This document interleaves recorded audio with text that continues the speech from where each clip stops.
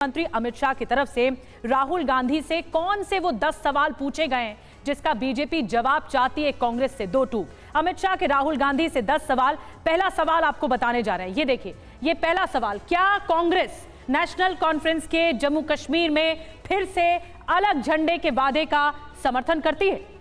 बिल्कुल, यानी कि जो पहला स्टेटस था क्या उसकी वापसी का समर्थन करती है। दूसरा सवाल है कि क्या कांग्रेस 370 और 35A को वापस लाकर जम्मू कश्मीर को फिर से अशांति और आतंक के युग में धकेलने के लिए नेशनल कॉन्फ्रेंस के निर्णय का समर्थन करती है। और तीसरा, क्या कांग्रेस कश्मीर के युवाओं के बदले पाकिस्तान के साथ वार्ता करके, संवाद करके फिर से आतंकवाद को बढ़ावा देने का समर्थन करती है? ये तीसरा सवाल पूछा गया। चौथे सवाल की तरफ बढ़ते हैं अमित शाह के। क्या कांग्रेस LOC ट्रेड शुरू करने के NC यानी नेशनल कॉन्फ्रेंस के निर्णय से फिर से बॉर्डर पार से आतंकवाद और उसके इकोसिस्टम का पोषण करने का समर्थन करती है? यह चौथा सवाल अमित शाह का कांग्रेस। और पांचवा सवाल, क्या कांग्रेस आतंकवाद पत्थरबाजी में शामिल लोगों के परिजनों को सरकारी नौकरी में बहाल करके आतंकवाद बंद का दौर लाने का समर्थन करती है? यानी जो बंद का दौर कश्मीर में चलता था, क्या उसका समर्थन करती है? छठा सवाल, क्या कांग्रेस दलितों, गुज्जर, बकरवाल और पहाड़ियों के आरक्षण को समाप्त कर फिर से उनके साथ अन्याय करने के नेशनल कॉन्फ्रेंस के वादे के साथ है? जी हां। सातवां सवाल, क्या कांग्रेस चाहती है कि शंकराचार्य पर्वत, जो शंकराचार्य हिल है, उसका नाम तख्ते सुलेमान और हरी पर्वत जो है, हरी हिल है, कोहे मारन के नाम से जाने जाए? क्या कांग्रेस ये चाहती है?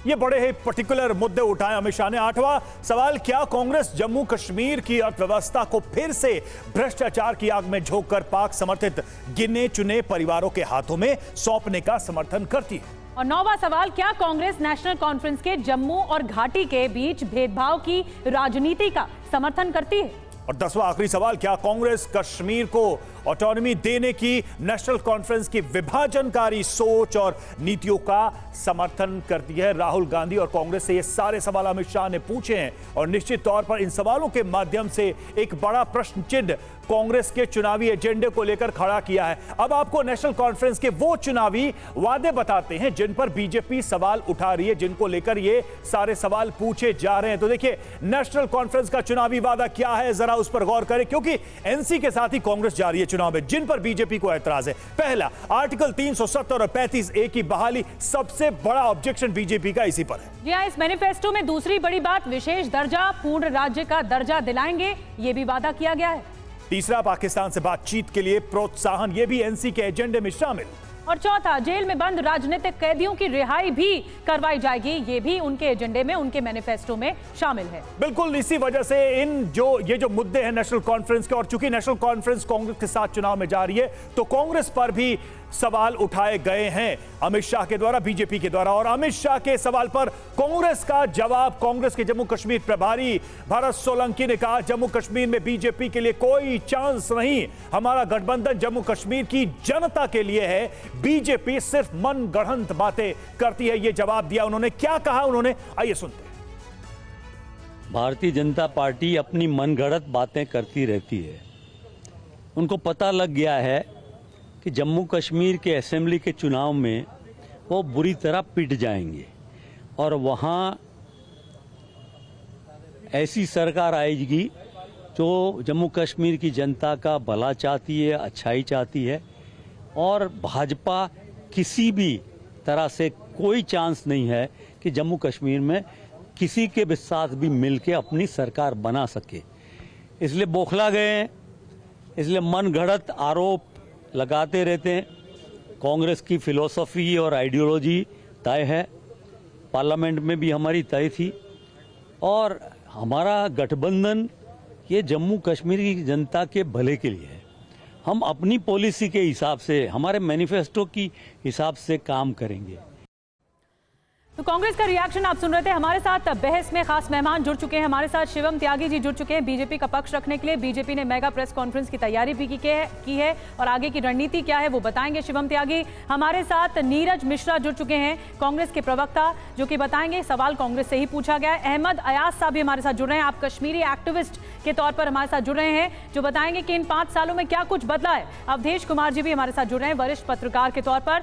तो सवाल कांग्रेस से पूछे गए हैं बीजेपी के, तो सबसे पहले कांग्रेस से ही एक प्रतिक्रिया जल्दी से ले लेते हैं, फिर बीजेपी के पास चलेंगे। नीरज मिश्रा जी, सवाल कई पूछे गए, 10 सवालों की जो सूची है वो मेरे पास मौजूद है और बहुत ही मूलभूत सवाल जो पहला बीजेपी की ओर से पूछा गया है, जो कांग्रेस से पूछा है स्पेसिफिक, वो ये कि क्या अलग झंडे के वादे का, नेशनल कॉन्फ्रेंस के अलग झंडे के वादे का समर्थन करती है कांग्रेस? इस पर क्या जवाब होगा आपका? देखिए निधि जी, मैं तो इनकी हिम्मत की दाद देता हूं, क्योंकि भारत के इतिहास के विफलतम गृह मंत्री रहे, जिन्होंने इस देश की जो बुनियादी बातें हैं उन पर नजर तो डाली नहीं। क्योंकि मैं जैसे ही मणिपुर कह दूंगा तो या तो शिवम जी टोक देंगे या आप लोग टोक देंगे। तो जो इस इतिहास के सबसे विफलतम गृह मंत्री हैं, उनकी हिम्मत की दाद देनी चाहिए। क्योंकि 2018 में महबूबा मुफ्ती के बगल में खड़े होकर अपने गठबंधन की अनाउंसमेंट करते हुए ये सवाल शायद वो पूछना भूल गए थे कि कश्मीर की जो आवाम है वो क्या चाहती है। और इन मनगढ़ंत सवालों के ऊपर कांग्रेस पार्टी टिप्पणी करे, इसका कोई बहुत ज्यादा औचित्य नहीं है। बात तो सिर्फ ये है कि इनको सिर्फ भ्रम फैलाना और कश्मीर को एक टूल की तरह इस्तेमाल करने के लिए जो बातें करनी है ये वो कर रहे हैं। पूरे देश के अंदर 370 का ढिंढोरा पीटकर, 35A का ढिंढोरा पीटकर पिछले 10 साल में इन्होंने अपना चुनावी माहौल बनाया है। अब इनको ये तो समझ आ गया कि पूरे देश में वो माहौल तो चला नहीं, लेकिन एक आखिरी कोशिश और कर लेते हैं कि 370 फिर आ जाएगा, 75A फिर आ जाएगा और इस पे माहौल बनाकर देश के अंदर चले जाएंगे। क्योंकि लगातार मूड ऑफ द नेशन कह रहा है कि प्रधानमंत्री जी की लोकप्रियता खत्म हो रही है। इस देश के अंदर भाजपा की सरकार की जो नीतियां हैं उसके खिलाफ एक माहौल बनता जा रहा है। तो ये सिर्फ उसको पैसिफाई करने के लिए इनके मनगढ़ंत सवाल हैं और इस पर ज्यादा बात कर आपको अपना समय तो खराब नहीं करना चाहिए, क्योंकि देश की जनता इस बारे में बात नहीं कर रही है। आपको लगता है कि 370 और 35A कश्मीर के अंदर चुनावी मुद्दा नहीं है?